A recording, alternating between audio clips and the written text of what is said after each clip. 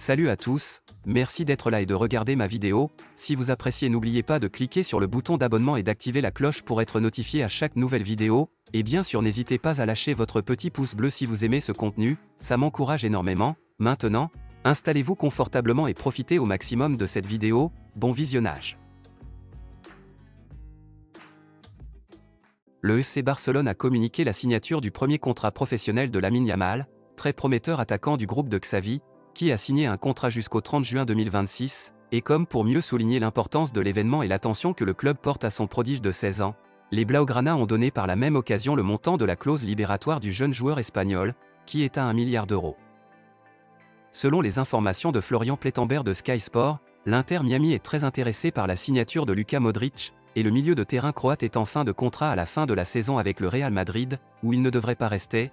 Mais pour le moment le Ballon d'Or 2018 est désormais totalement concentré sur le Real car il veut redevenir un titulaire régulier, avant de pourquoi pas être tenté par les États-Unis. Chelsea et le PSG seraient intéressés par son profil, mais selon Calciomercato, la priorité de Maignan est de prolonger son contrat. L'ancien Lillois souhaite au moins doubler son salaire annuel actuel de 2,8 millions d'euros et s'attend à se voir proposer un contrat d'une valeur de 6 ou 7 millions d'euros par an, et il aimerait signer jusqu'en 2028. Recruté pour 100 millions d'euros l'hiver dernier, Mudryk a enfin inscrit son premier but. L'ailier ukrainien buteur dès la 18e minute a contribué au succès des Blues sur le terrain de Fulham lundi soir. L'autre but de la rencontre a été marqué par l'attaquant Armando Broja. L'équipe entraînée par Mauricio Pochettino profite donc de cette 7e journée de Premier League pour se replacer en 11e position. L'attaquant de Liverpool a marqué le but égalisateur lors de la rencontre controversée de Premier League contre Tottenham mais a dû être remplacé après s'être blessé en marquant.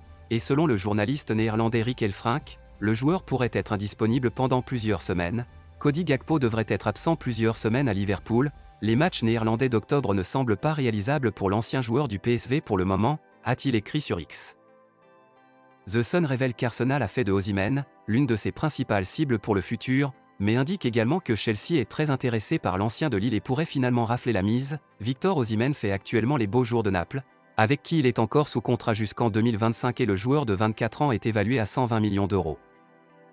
Pendant quelques mois, la lutte a été sévère entre l'UEFA et quelques grands clubs européens, mais l'UEFA a finalement remporté la bataille. Ils envisagent un projet de Super League avec promotion et relégation. L'UEFA prévoit une évolution pour 2027, comprenant 3 divisions, Super League, Europa League et Aspirant League, avec des promotions et relégations pour maintenir une rotation minimale.